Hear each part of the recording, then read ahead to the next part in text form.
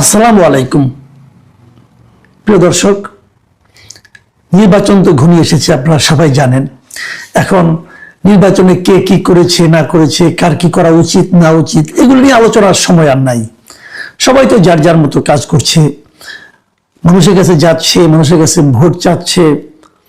কারো কারো বডি ল্যাঙ্গুয়েজে নানা ধরনের আত্মবিশ্বাস ফুটে উঠছে, কেউ কেউ কথার ফুলঝুরি ছোটাচ্ছে, নানা কিছু হচ্ছে। এর মধ্যে শেষ বেলায় এসে নানা ধরনের প্রিডিকশনও হচ্ছে, মানে ভবিষ্যৎবাণী বলতে পারেন, অথবা কে কেমন মনে করছে, কে কয়টা জিততে পারে, এগুলো নিয়েও নানা আলোচনা চলছে। আমি হাতে কিছু পেয়েছি, আমাকে বেশ কিছু সরকারি সংস্থার কাছ থেকে কিছু আমি প্রেডিকশন পেয়েছি, সেগুলো দিয়ে আমি কিছু কথা বলবো। আবার ধরেন একটা জাতীয় দৈনিক, তারাও তাদের বিভিন্ন জেলা প্রতিনিধিদের দিয়ে একটা জরিপ মানে ধারণা পাওয়ার চেষ্টা করেছে যে কোন দলে কতটা জিতবে। তো কি পেলাম আমরা? দেখুন, আমি সরকারি সংস্থার যে জরিপগুলো যা পেয়েছে, যে ধারণাটা পেয়েছে, সেটা আপনাদের একটু বলি আমি। তারা বলছে যে এই 300টা আসন তো হবে না, 298টা আসনে ইলেকশন হচ্ছে, দুটো তো বাদ আছে। এই 298টা আসনের মধ্যে তাদের বিবেচনায় বিএনপি জিতবে 150টা, জামাত জোট বিএনপি হবে, জোট না খেলে বিএনপি এককভাবে জিতবে 150টা আসনে, জামাত জোট জিতবে 70টা আসনে, স্বতন্ত্র জিতবে 55 জন। এটা কিন্তু একটা সিগনিফিকেন্ট। স্বতন্ত্র তারা কেন 55 জন বলল? আপনাদের মনে আছে নিশ্চয়ই যে বিএনপির কিন্তু বিদ্রোহী প্রার্থী আছে 79 জন।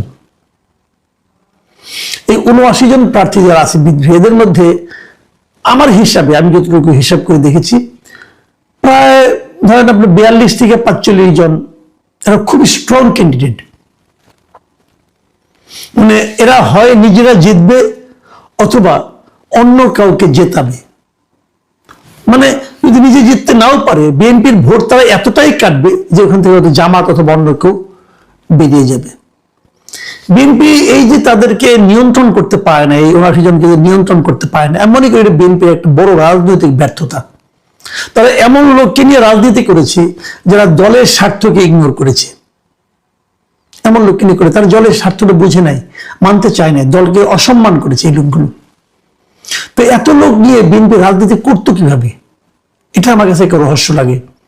আপনি নিশ্চিত থাকেন যারা বিদ্রোহী হয়েছে এদের অনেকেই এই দলের কেন্দ্রীয় অনেক নেতার সঙ্গে সুসম্পর্ক এখনো বজায় রাখছে, এবং ওখান থেকে এমন আশ্বাসও তারা পেয়েছে যে তারা নির্বাচিত হলে তাদেরকে আবার দলে ফেরত নেওয়া হবে, এবং এটা হবে।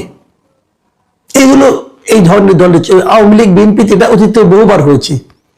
এবারই গত 24-এর যে অগাস্টের পর বিএনপি যাদেরকে কয়েকদিন খুব বহিষ্কার করলো না, এই বহিষ্কারের কিন্তু শেষ দিকে, এই গত নভেম্বরের দিকে এসে কিন্তু অনেকেই পাইকারি হারে আবার কিন্তু বিএনপি ফেরত নিয়েছিল।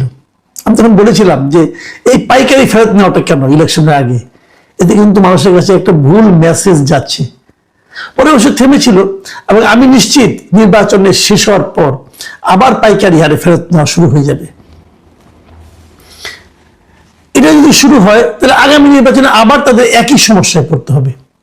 এবং আমি এটাও মনে করি এই যে 79 জন বিদ্রোহী প্রার্থী, এটাই বিএনপির জন্য একটা বড় ক্ষতির কারণ হয়ে দাঁড়াবে আগামী নির্বাচনে। যাও, আমি সেই সরকারি যে সংস্থাগুলো যাদের হিসাবটা পেয়েছি সেখান থেকে আমি হিসাবটা বলছি। তারা বলছে যে স্বতন্ত্র 55 জনের মতো পাশ করে যাবে। তাদের হিসেবে জাতীয় পার্টি পাশ করবে 10-12টা, কয়টা হবে অ্যাকুরেট না, 10-12টা তারা জাতীয় পার্টি। এটা আমার কাছে একটু বাড়তি মনে হয়েছে। জাতীয় পার্টি আমার বিবেচনায় এত পাশ করার কথা না, এবং তাদের বিবেচনায় ইসলামী আন্দোলন তারাও নাকি প্রায় 7-8টা সিট পেয়ে যাবে। এটাও আমার কাছে কেমন যেন একটু মানে অগ্রহণযোগ্য মনে হয়, আমি জানি না। এবং তাছাড়া অন্যান্য যারা আছে, বিভিন্ন দল আছে, কোনো দল আছে 1-2 করে পাশ করবে, সেরকম সংখ্যাও তারা দেখিয়েছে 5 জনের মতো। তাহলে কি দাঁড়ালো? বিএনপি তাহলে ক্ষমতায় যাচ্ছে 185 হোক, যাই হোক, এর চেয়ে কমবে না, বাড়তেও পারে কিছুটা। আমার মনে হয় বিএনপি এদের হিসাব অনুযায়ী তারা বিএনপিকে ক্ষমতায় পাঠিয়েছে। আমি আরেকটা হিসাবের কথা বলছি, যেটা বলছিলাম যে একটা পত্রিকা, একটা জাতীয় দৈনিক, ওনারা একটা হিসাব করেছেন ওনাদের মতো করে। এই হিসাবটা আমার কাছে অধিকতর গ্রহণযোগ্য মনে হয়েছে, আমার খুব ইন্টারেস্টিং মনে হয়েছে। এই কারণে ওরা দুটো ভাগ করেছে। একটা ভাগ হলো যে নিশ্চিত জিতবে, আর একটা ভাগ হলো যে আসনগুলিতে খুব প্রতিদ্বন্দ্বিতা হবে। তাদের হিসাবে 88টা আসনে বিএনপি কোন রকম প্রতিদ্বন্দ্বিতা না করেই জিতে যাবে। 88টা, 88। এই আসনগুলিতে বিএনপিকে কোনো ধরনের প্রতিদ্বন্দ্বিতারই মুখোমুখি হতে হবে না। এরকম ভাবে জামাত জিতবে 51টা আসনে, কোনো ধরনের প্রতিদ্বন্দ্বিতা নাই, তারা মোটামুটি নিশ্চিত তারা 51টা আসনে জিতে যাবে খুব ইজিলি। আর 17টা আসনে স্বতন্ত্র প্রার্থীরা জিতবে। স্বতন্ত্র মানে ওই বিএনপি বিদ্রোহীরা 17টা আসনে তারা নিশ্চিতভাবে জিতবে। এখানে তাদের সঙ্গে অন্য কারো কোনো প্রতিদ্বন্দ্বিতা হবে না, সেটা বিএনপি হোক জামাত হোক, কেউ তার সঙ্গে ফাইট করতে পারবে না। তারা এনসিপিকে দিয়েছে 2টি আসন, এই 2টি আসনে এনসিপিও বেশ আরামের সঙ্গেই জিতে আসবে। আমার ধারণা সম্ভবত এই দুটো, একটা হাতিয়ার আব্দুল হান্নান মাসুদ আর একটা হাসনাত আব্দুল্লাহ হতে পারে, আমি শিওর না, তো আমার ধারণা তাই হবে। আমি শিওর হলে এখন বলবো না আর কি, তবে বললাম দুটো। তাদের হিসাবে জাতীয় পার্টি জিতবে 4টা আসনে, এগুলো একদম নিশ্চিত। এছাড়া এর বাইরে অন্যান্য বিভিন্ন দলের থেকে 4 জন প্রার্থী তারা জিতে আসবেন। এরা এই পত্রিকাটার বিভিন্ন করসপন্ডেন্ট যারা আছেন তাদের সঙ্গে কথা বলে তারা যেটা বের করেছেন। আমার ধারণা আরো অনেক পত্রিকা কাজ করছেন, যদি এটা মিলে যায় আমি নির্বাচনের পরে পত্রিকাটার নামও বলবো আপনাদেরকে। এবং তাদের হিসাবে এই যে বললাম না কঠিন প্রতিদ্বন্দ্বিতা, তার সংখ্যা হলো 132টা আসনে। 132টা আসনে কঠিন প্রতিদ্বন্দ্বিতা হবে, এটা তারা মনে করে। মানে এই 132টা আসনে আসলে ডিসাইডিং ফ্যাক্টর হবে। এই 132টা আসনে যারা জিতবে, যারা ভালো করবে, তারাই আলটিমেটলি সরকার গঠন করবে। তার মানে এই 132টা আসন থেকে বিএনপি যদি 62টা আসন পেতে পারে, তাহলে কিন্তু তাদের 150 হয়ে যায়। খুব সিম্পল কিন্তু। কাজেই আর এই 162টা থেকে 132টা থেকে জামাতকে পেতে হবে 99টা আসন। জামাত যদি 132টার মধ্যে থেকে 99টা পায়, কেবল তাহলে তারা ক্ষমতা দখল করতে পারবে, মানে সরকার গঠন করতে পারবে। আর বিএনপির জন্য 62টাই এনাফ। আমি যদি এটাকে মাথায় রাখি, তাহলে আমরা বলতে পারি যে মোটামুটি বিএনপির জন্য সরকার গঠন করাটা একটা সম্ভাবনাটা বেশি, ইজিয়ার আমার কাছে মনে হচ্ছে। কারণ 132টা আসনে মধ্য থেকে জামাত ইসলাম মানে 99টা আসন জয়ী হয়ে যাবেন, এটা আসলে একটু কঠিন হয়তো বা হবে। কিন্তু আমরা সব মিলিয়ে যেটা দেখলাম, যে আপনি যেমন ধরা যাক, আমি একটা কথা বলি, প্রায় বলি আমি, যে গত 24 অগাস্টে সরকার পতন হয়েছিল।